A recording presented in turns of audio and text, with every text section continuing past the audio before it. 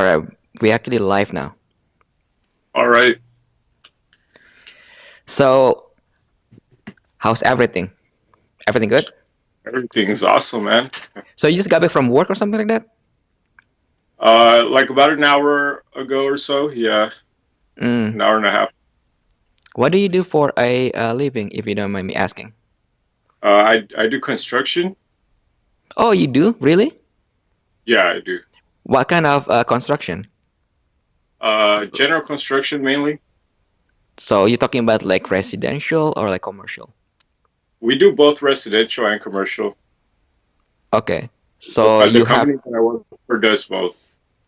Oh, okay. So you're talking about like Yeah. anything, right? From like a structure, foundation, anything, right? Yeah. Right now, Oh, actually, I we're didn't know that. that's what we're doing. We're actually doing a lot of remodels and Mm. additions. So we're building the additions literally from the ground up, from the very foundation to like the framing and the sheeting and all that. Oh, I didn't know that. So I will probably let you know if I need anything. Do you guys do like commercial too or no? No, yeah, definitely we do commercial. Okay. Commercial actually is there's more commercial work like during the summer. Residential is more during like the winter and stuff. But we do both definitely. Oh, I didn't know that. How did you come up with your name, Genomic Lab? See, did I say it right? Um, yeah, Genomic Genomic. Labs. Actually, Uh huh. like I really wanted um our brand to be around genetics because that's what fascinated me more about just reptiles and breeding snakes more than anything Yeah. was just the genetic aspect, the genetic diversity of like the morphs and just the the color palettes and the patterns. So I wanted our brand to be or our logo to be around genetics.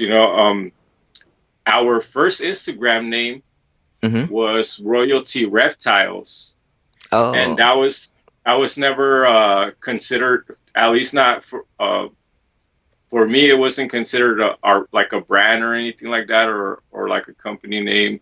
right. It's our Instagram account, Mm-hmm. but we knew that eventually we wanted to do something more.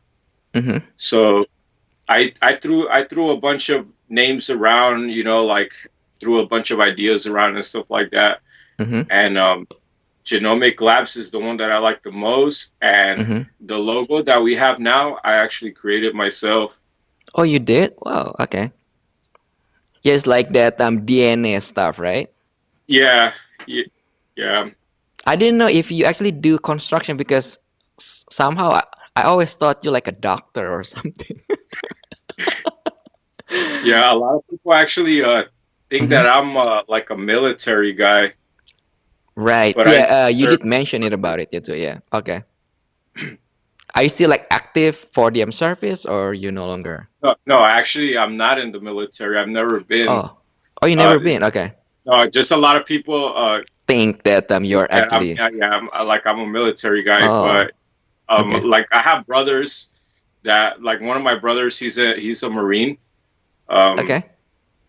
Probably a little bit of what he has rubbed off on me. I don't know, but I do have family members in the Marines. A lot of my cousins are in the Marines. I Yeah. do have a cousin in the Army as well. Right. But myself, I'm not a military guy, but I've been associated a lot of times, or at least people think that I'm in the military. I guess just by the way I carry myself. I don't know. Right. Right. Yeah, well, the first time we met, you're like really serious about it. It's like there's no smiles, there's nothing. So I'm like, who is this guy? Yeah, it So, was kind of like hmm? yeah, I feel like I caught you a little bit off by surprise too because I remember it was at the Super Show Was and it really? Yeah. you were waiting for somebody and Oh yeah, I introduced yeah. myself. It was like off to the side of the building, and Mm-hmm. I was like, Chris, like, can I get a picture with you? Like Yeah, and yeah, yeah. I stuff. And remember that. I Yeah, yeah, yeah. introduced myself, Yeah, And then because later you on, just we ended up talking. yeah, we did. Yeah, because you just came to me and was like, hey, you Chris, right? I'm like, who is this guy? Am I in trouble or something? Like, what did I do? um, so what get you started with this hobby? It's crazy. Mm-hmm. I've always liked snakes. Okay. My That. first Mm-hmm. experience ever with a snake was at the LA Zoo. I remember there was like an 18-foot albino Burmese python, and ever since I was so amazed by the species, or just by snakes in general, Mm-hmm. and I was hooked. And ever since then, I remember wanting a pet snake. So I used to Okay. ask my mom, like, "Mom, can I have a snake? Can I have a snake?" And then she used to go to Home Depot, and I used to be at the pets shop like next door looking at the ball pythons.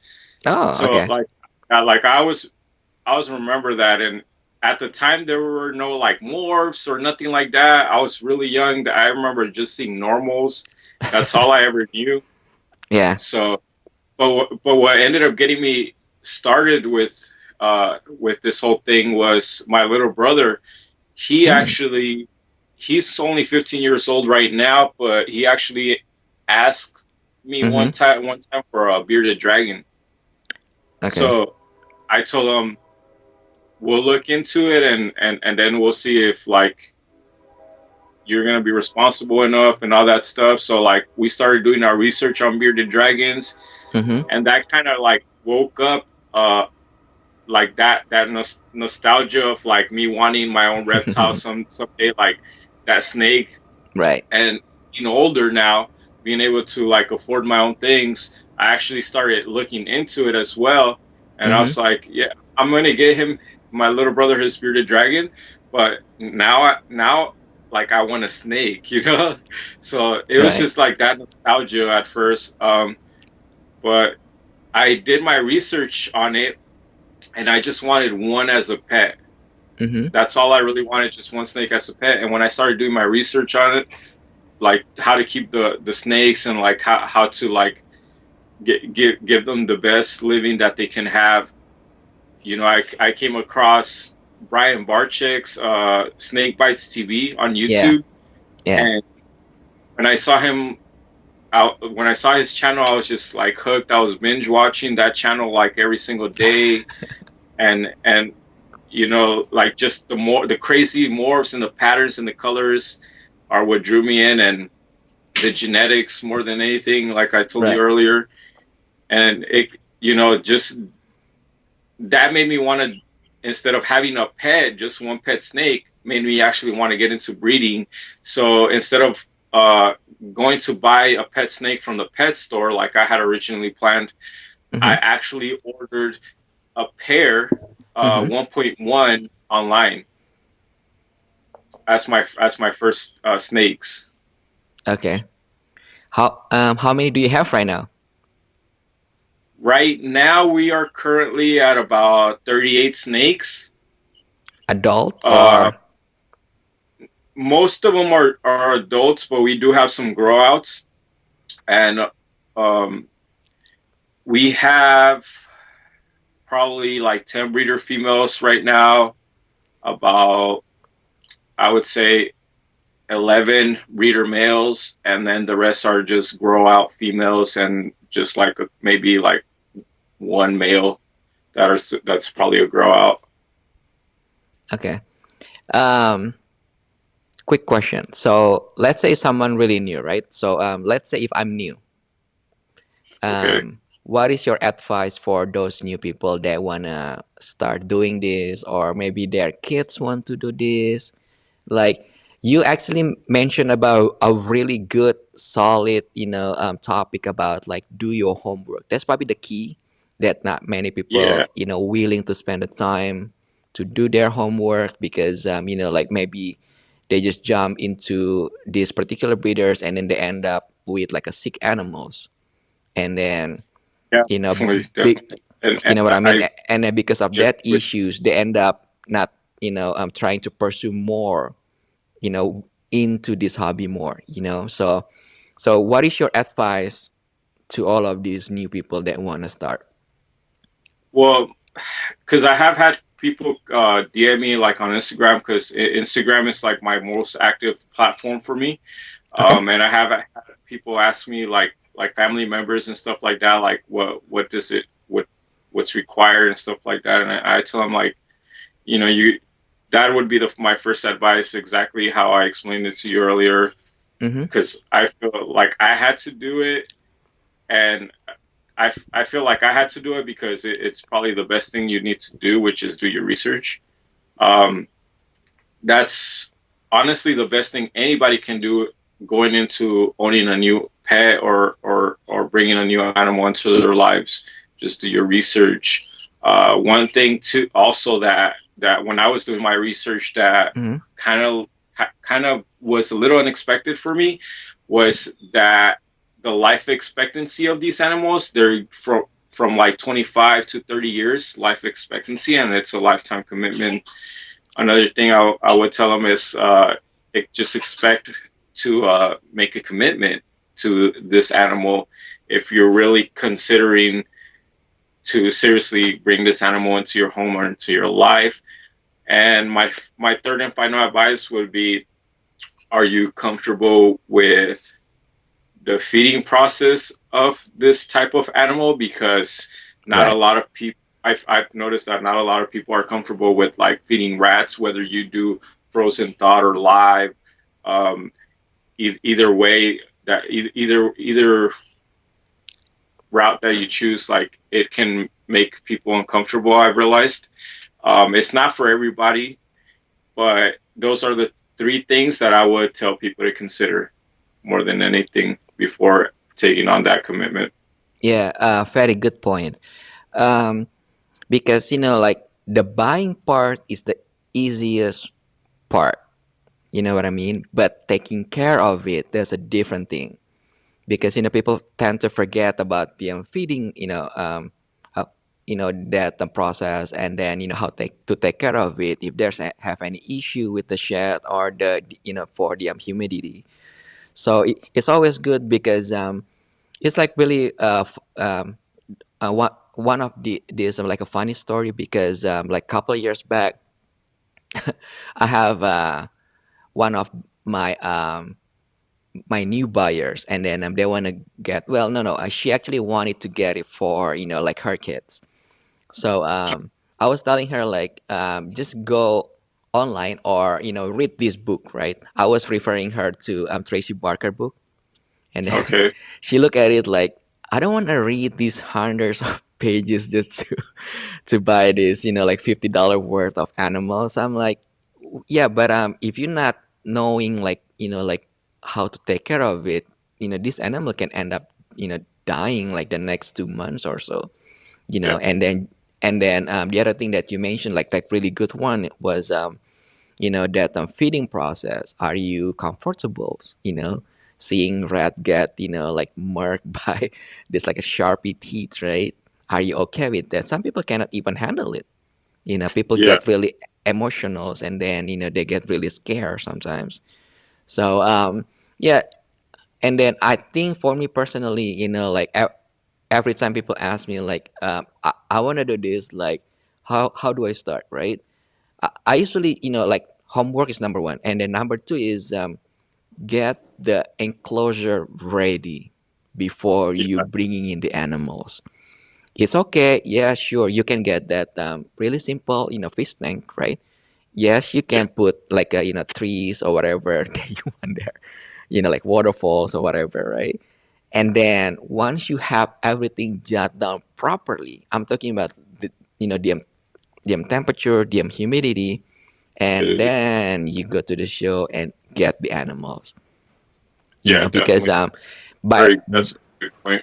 yeah, exactly, because like by then you're gonna at least um, have a at least a basic knowledge, right, on how to take care of it. Yes, So yeah. definitely. And Yeah. that's a very good point. Right there, just having the enclosure ready. Because I do feel like there's a lot of people that try to buy the animal before either getting the enclosure ready or just nailing down the husbandry of what the animal's going to require. Right. Yeah. Yeah. Because like me personally, like I always want to have these water monitors, right? Because they have like so many morphs, which is like really cool. And then Yeah, I want to have this albino alligator. A stupid idea ever. But I'm not ready to be honest with you, because I need at least like a farm, like a good size of pond, and then I need to know like the source of the food that I need to get, like every other day, yeah, and then who's gonna take care of it? Do I need to hire another staff for it? Obviously, I have to, but and then all of these consideration, I have to like think about it first before I jump and then call Greg Graciani like, hey, I need like two of these things or whatever like that, and the people don't really understand this like the whole process. So all right, let's move on.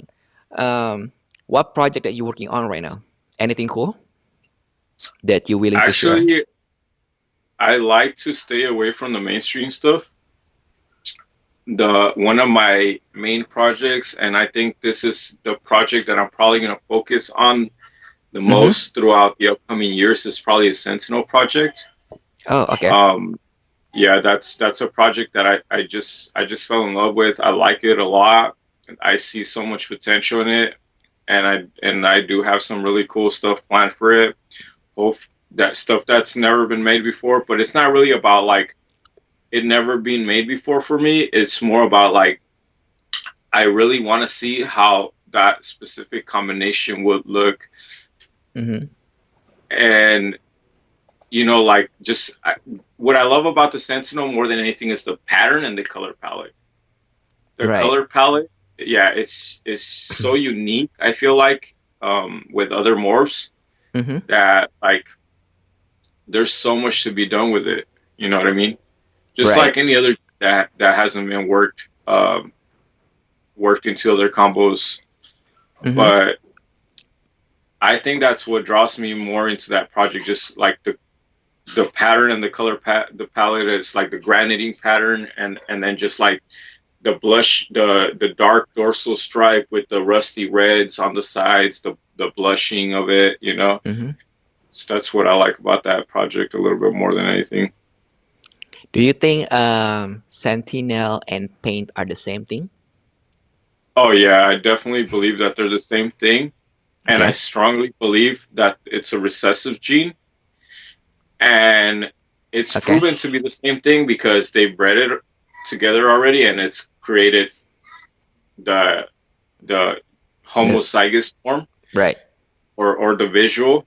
Yeah. Uh, so it's definitely if it's in my opinion, if it's compatible, then it's the same thing. Yeah. You know what I mean? You're right. And then so you said a Sentinel is simple recessive or something like that. I believe that it's a recessive, yeah, Oh, you because you believe it? there's a Okay. yeah there's been a whole debate for Mm-hmm. a while, especially be like by the way that the paint has been marketed as a codom or incomplete dominant. Mm-hmm. Uh, there's a lot of confusion.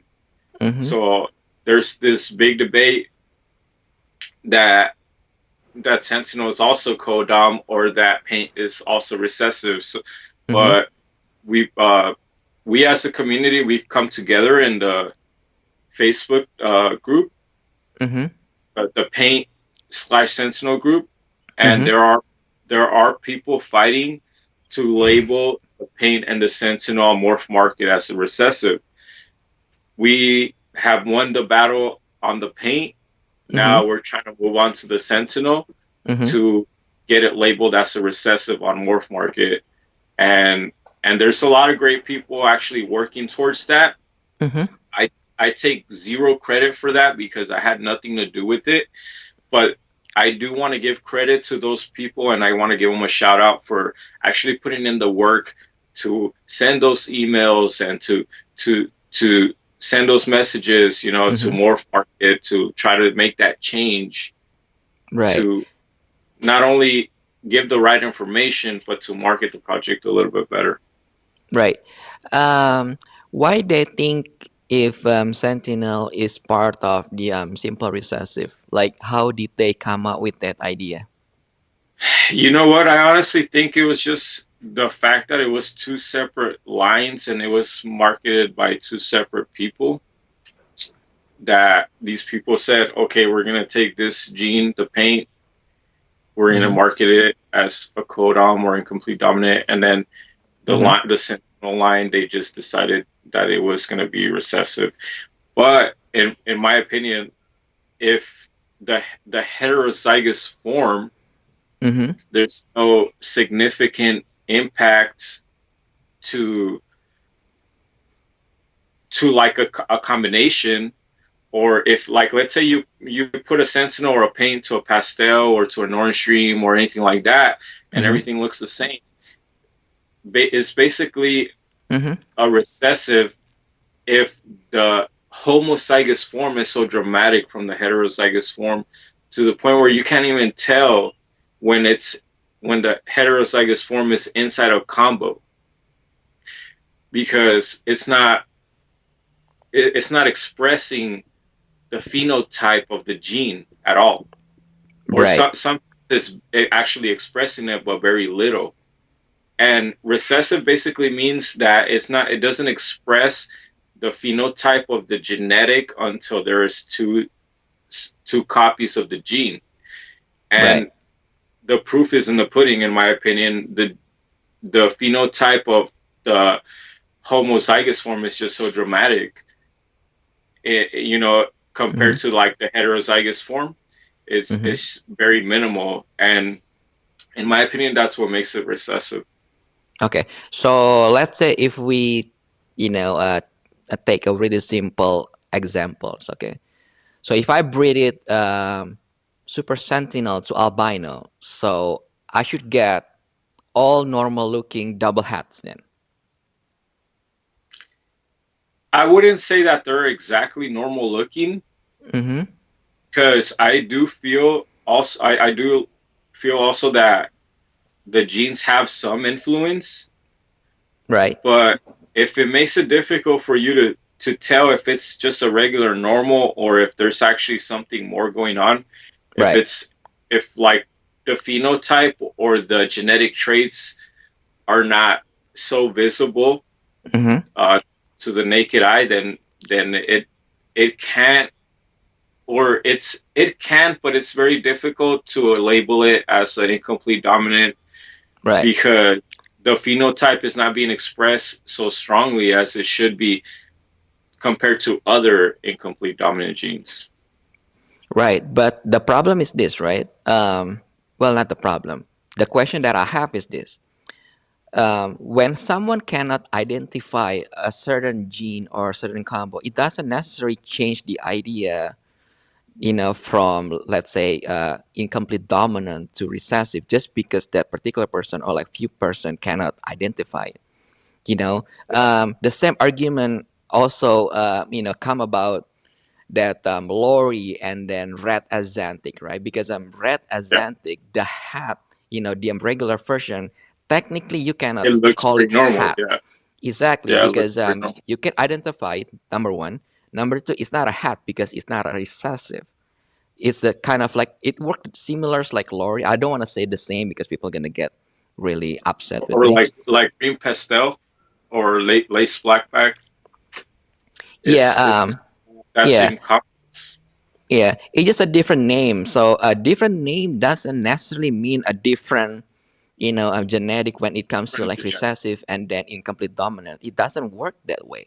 You know, I don't really agree the fact that like sentinels or paint are recessive. I Okay. completely don't agree because I can identify it if it is paint, especially coming from DM super paint. For sure, if they are like paint, right? Unless you Yeah. get a. The problem is this: sometimes people selling things that not necessarily the same genetic, right? So let's say like yellow belly. Sometimes people selling like good looking normal as yellow belly. It's not yellow belly, so it doesn't mean that a particular genetic or like morph, it's hard Okay. to So let me identify. let You me know what I ask you mean? this, Yeah. Chris. Yeah, no, I totally get where you're coming from, but Right. let me ask you this. So let's say something like pied, would you label that as an incomplete dominant? No, a pipe There's is recessive. I mean, yeah, yeah. it's a recessive. Mm-hmm. We all Yeah. understand that, but Right. there, like I'm able to tell which one's a het pied. Like if I hatch a clutch of hets, Yeah. I can easily tell what is a het pied and what isn't, because Right. there are different traits and different markers and whatnot. So Right. like I feel like that's kind of the same situation with the sentinel gene, Mm-hmm. where you can see certain traits passed on, Yeah. but it's really not a like in your face or dramatic, Right. to at least not enough in my opinion to say like, okay, this is like an incomplete dominant gene, especially Mm-hmm. in combos. Like it barely even changes a pastel, or it barely even changes like an orange dream or a red stripe or anything like that. Yeah, but the hat doesn't look like pipe, right? No, it definitely doesn't look like a pied. Yeah. So um, it's kind of like black and white. I mean, So it you're based saying on like a sentinel looks like a sentinel? yeah, but not the extreme version. So it's like super pastel. Like the regular pastel doesn't look like super pastel, but it's not It, necessary. It's it's a simple expressive, recessive. but it's not the extreme version of it. Right. So Okay. let me ask you this then. So i- if like super sentinel is recessive, right? So if I breed it to any recessive, I should by theory get a normal looking animals, right? If you bred a visual sentinel to another recessive, Yeah. Right. That's the definition by theory, of recessive, yeah, right? by theory, you should get to the most part normal looking animals. But then there is Yeah. the other side of the coin. Like I was telling you earlier, I do Mm-hmm. feel like recessive genes have some influence on on the heterozygous forms or the heads to a certain degree, especially like when it comes down, like I was saying earlier, when it comes down to like the pied stuff. I've Mm-hmm. seen some head clowns that almost look like clowns. You know what I mean? It just No. depends also on like how strong that expression comes in to that specific animal or that specific neonate, in my opinion. Okay. So you're talking Because about hat there's very clown low looks like a expression, clown? there's high expression, and I feel Uh like so the same way that can happen in like incomplete dominant genes, that can happen in like recessive heterozygous form genetics, where you'll have very low expression of the heterozygous form and mhm. you'll have like very high expression. Like okay, like you mentioned the pied, yeah, the heads don't look like pieds, but what happens when you have a, a head that has a really crazy ringer and it almost looks like a pied? You know what I mean? Yeah, but not all like that, right? See, the problem is this, right? I mean, if you make something, let's say like paradox, right? It Yeah. doesn't mean it not necessarily mean that paradox is genetic because some people calling it, like paradox is like genetic. If you Yeah. cannot produce the same freaking thing, like after like few breeding, you cannot call it like, or you cannot just make up your decision based on that particular thing, right? I get it. Sometimes you can get like particular breeding like the Empire Project, right? You can get like animals just a hat that looks like with a huge ringer, but that's only like one day wonder. Can you repeat the process? I don't think so, right? No, not Then necessarily repeat the process, but I do think it's an anomaly that can happen again. yeah, so it doesn't mean that like pi is actually incomplete dominant. No, it, no, it doesn't, definitely. yeah, exactly. I don't Yeah. think it is like, and it's I feel like it's been proven not to be, because Mm-hmm. the visual, it's just so extreme. You know what I mean? And that's Right. kind of where I'm headed with like the whole paint sentinel thing. Like the visual is just so extreme that Right. it's hard for me to like agree with the fact that people are labeling it as an incomplete dominant. Now we're Mm-hmm. not by trade. Most of us are not geneticists, right? But it would really be interesting to see it in a genetic perspective, probably somewhere down the line in the future. Yeah. Just to Where did you get the get this idea from? So you're talking about from a Facebook group, right? yeah, there is a Facebook group, but it's Yeah. also other people that are working with the gene. Okay. Yeah. I'm gonna check it out maybe like this weekend or something like that, and then see who came up with that idea. I would like to ask, like him, like few questions or something like that, because I don't believe Sentinel or like Paint, like are actually simple recessive. Okay. Yeah, I don't believe that idea. I mean, you can see the just regular paint, especially when you get it from that super paint. I can Yeah. see it. Yeah. So Okay. yeah, because by def, I mean it's not necessary. Like when you breed it like recessive to recessive and then create this double recessive, right? And then it has to be look like a normal. I'm not saying that. What I'm saying Okay. is by definition, like in theory, you I mean you cannot replicate the parent or have anything look like the parents, you know I mean I Yeah. have just like one of my project, the marshmallow, like the hat looks like something else. It doesn't look like normal at all, but I cannot call it it's incomplete dominant just because it doesn't look like normal. You know what I mean? Yeah. Yeah, but it's like people believe what they believe. It's not something that that me personally like to argue about, because at the end of the day, there's no like things that we can accomplish from it.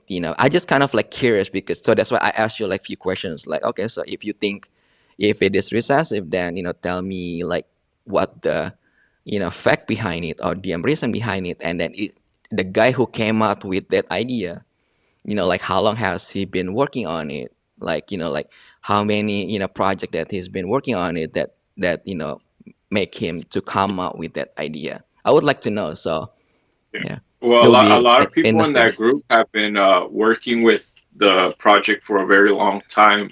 Mm, Uh, yeah. there's some like really old school breeders in that group that have been working with the project for I would say like at least 6+ years. Okay. Yeah, that would be great, because I'm really curious, because I always like to learn, kind of like like figure things out. That's probably the best part, just like you said about this hobby, like figure things out. That's what really That that's what get me makes it fun, excited. You right? know what I mean? Yeah, Yeah, yeah, expanding and stuff yeah, like that. yeah. And it's always a learning process. Of It's course. always a learning process. And to be honest with you, like my last season, I feel like was Yeah. probably my biggest learning curve Mm. at the moment. Have you produced anything from any of your project at all? I have You have? my very first year pairing. I Mm. produced an orange dream clutch, and it was my only pairing Okay. that I had going on. And right now I have actually 3 holdbacks, and and it was an 8 egg clutch. They all went full term, and Okay. they all hatched healthy. That's great. Um, I What? I Mhm. traded one and then the Yeah. other two I Wait, sold. what? Okay. Wait, no, yeah, I traded one, and the other ones I sold. Mm-hmm. I think I donated like one or two to charity, and then I held back 3. Yeah. That's really good for you. What did you breed your Odifier yellow belly? You said, right? Yeah, Two. it Yeah. was an What was the OD pairing? yellow. Oh, okay. So I paired it to a 100% het pied, so everything was it came out to be 50%, but the 3 that I held back were the most promising ones because they had the white the white sides, the ringers, and the strong tracks and stuff like that. And actually, the one that I traded, I Mm-hmm. believe, was also a, a very strong head. It had the markers and stuff like that. It Okay. obviously I couldn't. I never trade anything that's 50 or 66%, or even sell it as an actual head. I always label it as pos head or the percentage that it is. Right. But I really do believe that the three holdbacks that I have will prove out. Awesome. Let me ask you this.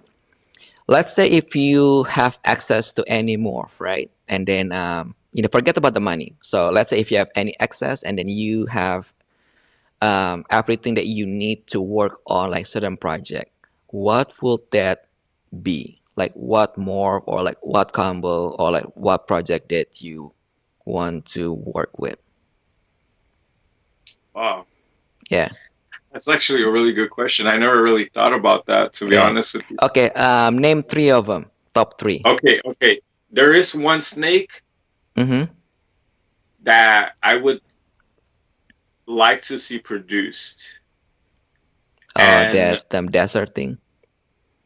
mm, no, Oh, it's and I do see a lot of potential in actually it being produced within the next 5 to 10 years.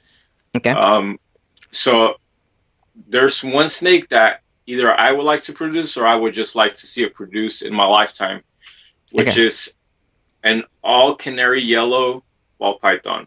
I mean, from the tip of the tail all the way from the tip to the nose, canary yellow. Mm-hmm. The eye coloration doesn't really matter whether it's albino or not. Mm-hmm. To me, I would like to see that snake, and I do feel like there is a lot of potential right now for that Okay. snake to be created. Okay. And what is the second one? The second one is actually a project that I'm working on right now. Mm-hmm. It has to do with the Sentinel project. I won't reveal what the second genetic combination would be, just because I'm currently doing that pairing right now. Okay. But it's probably gonna, if I do get the opportunity to produce it, it's probably gonna take me within the next 3 to 5 years. Just because the second combination of that sentinel gene, it's a super form of an incomplete dominant. Okay. What is the third one?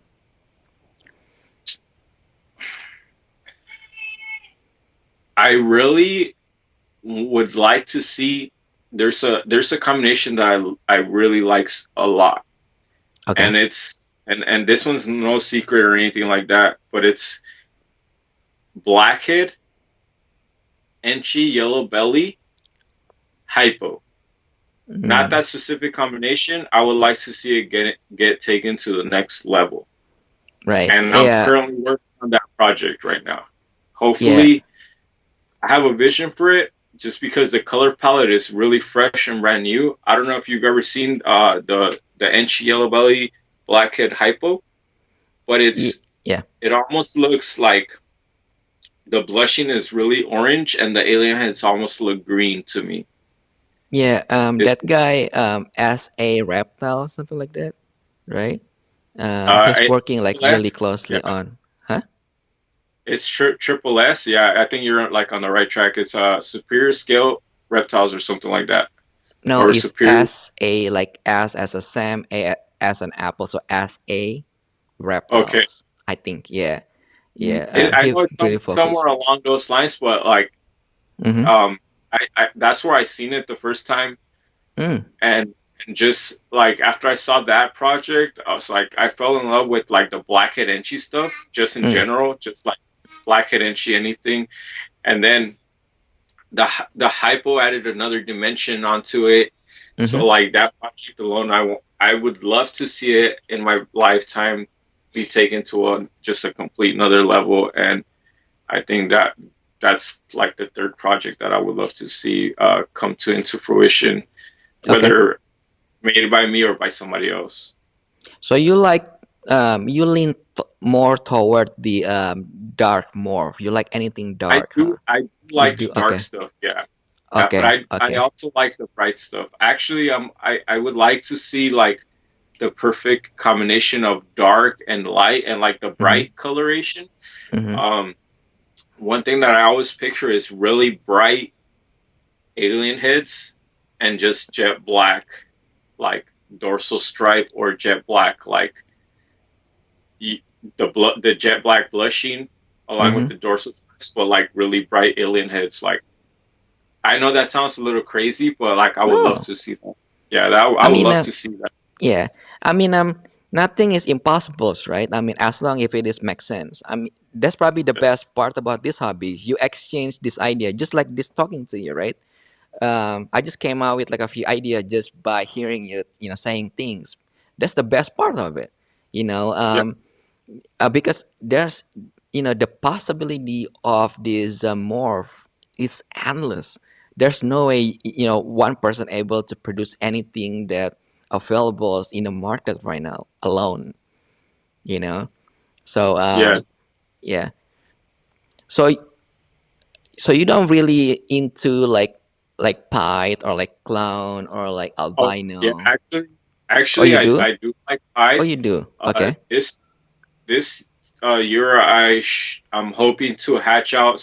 I have two Mm-hmm. pairings going on that I'm hoping to hatch out Yeah. some orange pied stuff, um, orange stream yellow belly fire pied stuff, and Mm. also like I'm also hoping to do the like super orange stream pet pied stuff this year, Okay. and also like one of my big projects this upcoming year is like the sentinel het pied stuff where it's actually going to be like a double het pairing, like visual to visual pairing. Right. Have you seen that graffiti The pipe? graffiti ball, yeah, that like I believe it's like a calico super paint pied, if I'm correct. Mm, no, there's no calico. Just No. super sentinel or like super paint, whatever pipe. That's it. Okay. Pretty cool looking. But yeah, I have seen it, and I believe, like, if I'm not mistaken, I did see it. I even saw it on posted on Morph Market, Yeah, and it's the for only like one ten made. thousand dollars something like It that. was like 10 grand. Yeah, it was like 10 grand. Yeah. It's pretty cool looking, but I don't know if it's worth that much. But yeah, you know. I, So I I wouldn't put that much money on it, not myself, just because like I don't have that much money for a snake like that. Even yeah, though like it's beautiful, like it's yeah, probably one of the. But yeah, to be honest with you, like I feel like that project has a lot of potential. Like I like yeah. that project, the way Right, it looked to me, it was a different look to right. a lot of the fights that I've seen. So Mm, like I would like to see that project worked into like other genetics like Orange Dream or maybe even Red Stripe or mm, things like that. You know what I mean? right. If you had the money, would you buy it? If I had the money, I would definitely. I probably Oh, would have bought okay. Yeah. the So more. technically, Yeah, you like it then, right? I do like it a Okay. lot. Yeah. Well, that's what I want to know. I do like. Yeah. Okay. Okay, that's fine. Um, what do you think about the market right now? What is your thought? I don't know if you have much, like details into it or, I've been very lucky Mm-hmm. as beginner as we are, Mm-hmm. and as little as we've produced, like or as little as we've done in the hobby. Mm-hmm. Like I feel like I've been very lucky to sell everything that I've hatched out. Probably the Yeah. exception of trade, but everything else that I've produced, which has literally been just two clutches Mm-hmm. last year and this year, I've been able to sell it no problem. So I do believe that there's a good market for it. Of course. I do believe that it does take an effort. It does take Mm-hmm. for you to put a lot of work into it, Mm-hmm. marketing yourself and putting your animals out there Yeah. and things like that. But I believe the market is good. I have really high hopes for the future. Right. You just got to be smart with what you're doing, in my Of course. opinion. Like you can't Of just course. go in and buy, grabbing this, grabbing that, and like I'm gonna throw them together and Mm-hmm. sell like that. I don't think that's how it works. You Yeah. have to pay attention to what's going on with the market, and you got to pay attention to certain trends. You got to pay attention to you Mm-hmm. know the just the hobby in general, and also like have a real a genuine love for what you're doing, and that alone I feel like will amplify to your customers, or to your audience, or to the people that are paying attention to you. Right. Just be real, like be authentic. And I think that alone just generates an attraction towards your animals, or towards you, or towards your brand, or anything that you're trying to do. You know what I mean?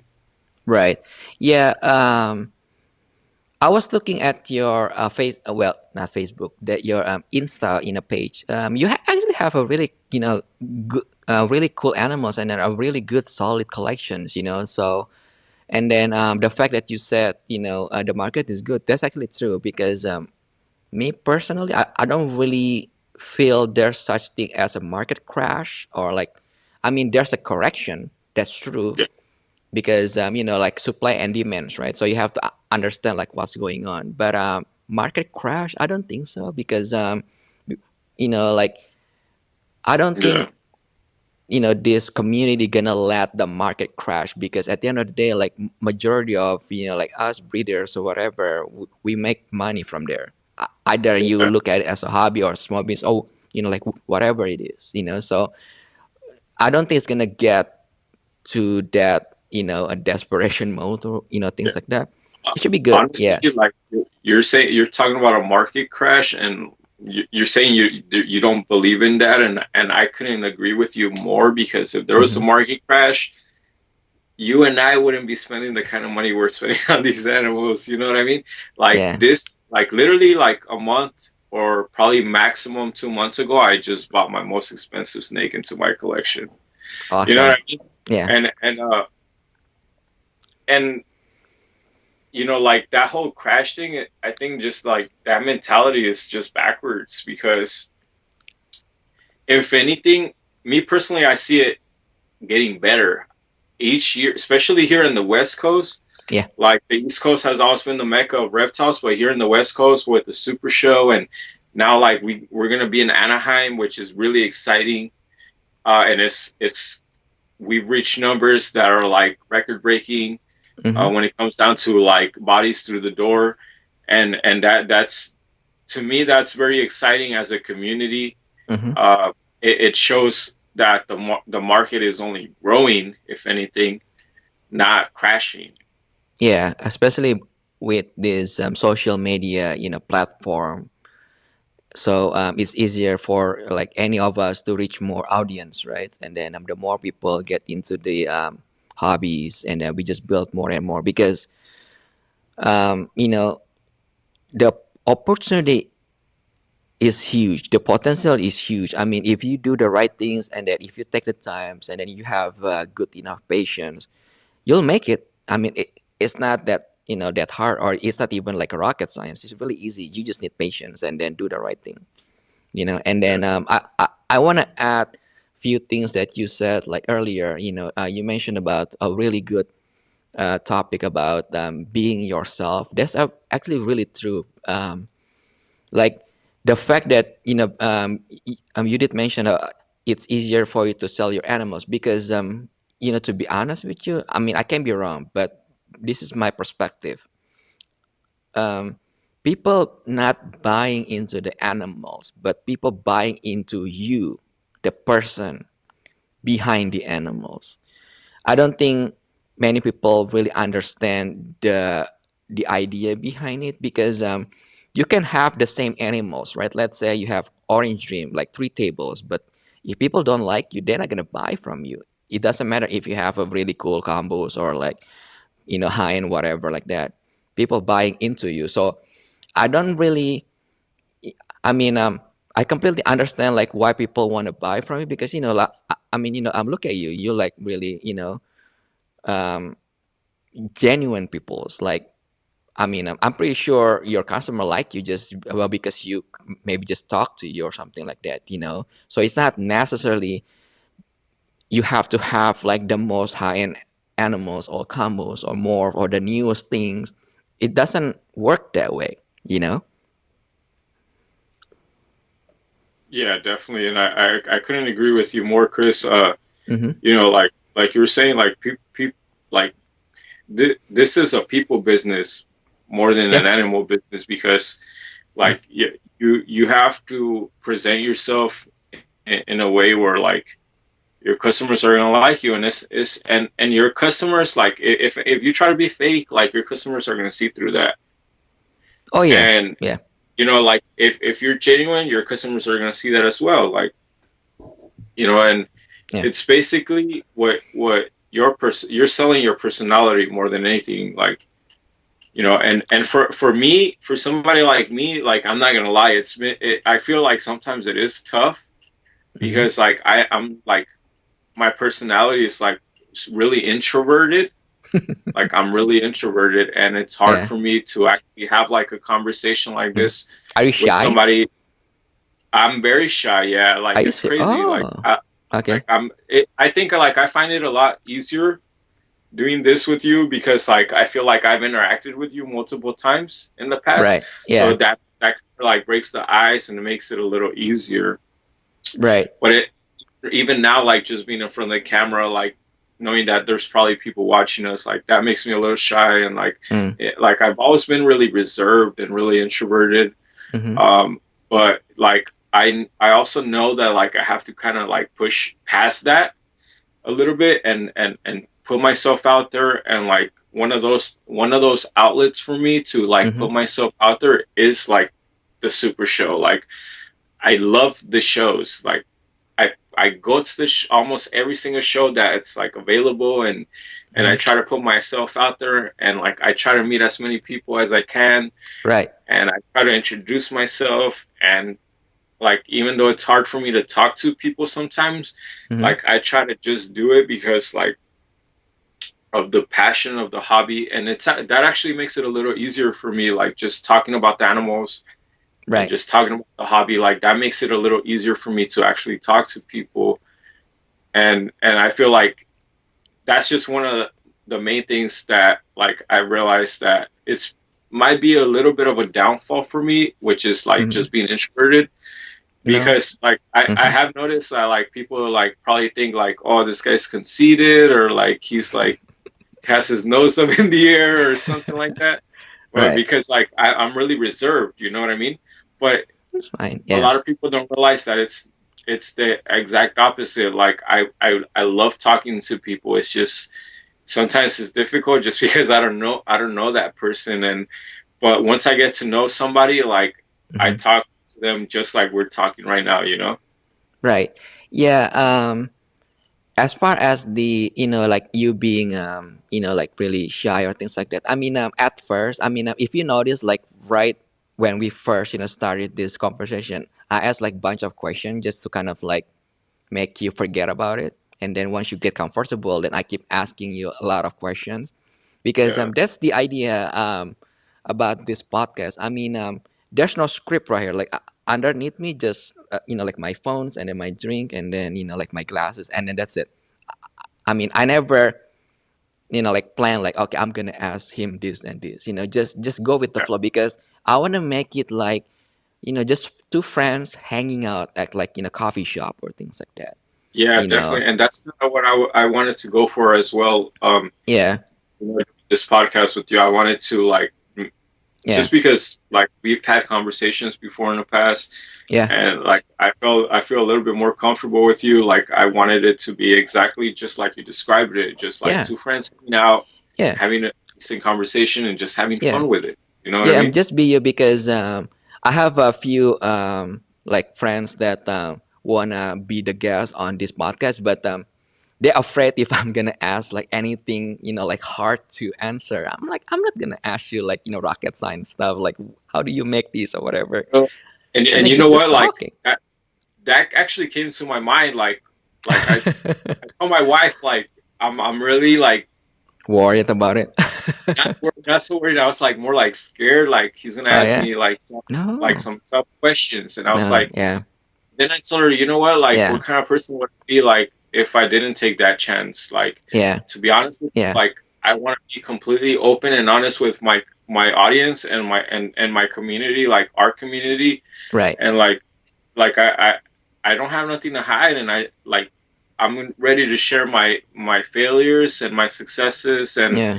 I just want people to learn and take the journey along with me Right. more than anything. Um, to be honest with you, I did actually ask you things that you probably cannot answer. So, but I kind of like dive away from that topic, if you notice. Okay. But like I like just because you act just who you are, because that's what I need from this podcast, right? And then being shy sometimes I get it, because I have like so many people from the show, right? So they Yeah. saw me, they never say hi, so they send me emails, and then what happened is I never check my emails because I have one staff that helped me with that, and they get mad like, oh, you never get back to me, and then it took you like 2 weeks. I mean, well, you were there, you saw me, why didn't you say hi? And then they end up sending me emails, and then they get upset because I didn't get back to them like 10 days later or like 2 weeks later. Like I don't check like all the inquiries from this hobby all the time. I have like so many things to do too, Yeah. but Yeah. things like that. So that's why I, Definitely. I like to do this podcast, just to kind of like want to know like all of these people's, right, the one that following me, and then my friends, I want to talk to them. So even though this is gonna be like on YouTube, but I don't see it as like like a content for like social media. I look at it as like just like me talking to you as friends. You know what I mean? So it's Yeah. completely Definitely. different, like aspect when it comes to like podcast. Just do you know a Joe Rogan, right? Joe Rogan podcast. Everybody knows Yeah. that. Yeah. Yeah. So I wanted to make it like that because he's Yeah. doing it not because for YouTube channel to get views or whatever like that, because he's doing it because he's curious about learning new things. That's what I want to do with this podcast, just kind of like talking to you.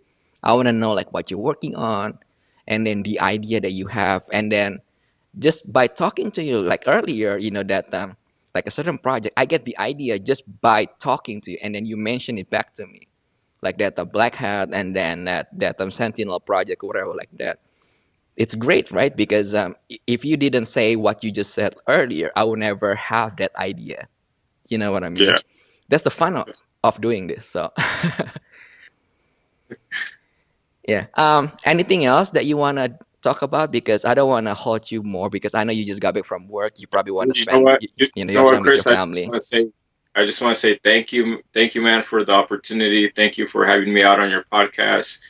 It's definitely an honor, and I would love to talk projects with you more again sometime, especially like in person. Sure. If you're gonna be at the show, that'll definitely be on Yeah. my to-do list. But I will try again, to just come. I'm not sure because I'll be out of town for New Year's and things like that. oh, okay. But I will try. And then I'm gonna tell you some things. So if you have like a secret project, I'm really good in keeping secrets. So if you want to discuss, Okay. it's up to you. I I'm kind not of gonna figured out. ask you whatever like that. Yeah, I don't mind sharing my projects. yeah. You don't have Like to. I said, So but I'm just want to there's let you one know. thing Yeah. specific that I would definitely wouldn't mind your input in. Okay. Yeah. But yeah, Yeah. we'll talk. We talk here, so like Yeah. You have no idea how many secrets that I have from the other. You have no I idea. can Trust imagine. me. I can Yeah. imagine.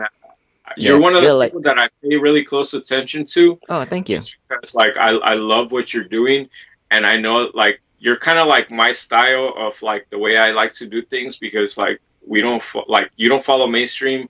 I don't like to follow mainstream too much, Mm, and like we kind of like different like things, like that are not there's nobody's right. doing. You know what I mean? Yeah. And that's kind of like my style, and I think like that's why we relate a lot. But I would definitely love to talk projects with you again sometime, and I know we'll definitely get the opportunity to do so. But again, thank you, and it's definitely been an honor for me to be on your podcast. Awesome. All right, Jason. Say hi to your family. Happy New Year's, and then hopefully I'll see you at the show. Happy New Year's to everybody that's watching, and Happy New Year's to your family as well, Chris. All right. Thank you. Thank you. Bye bye.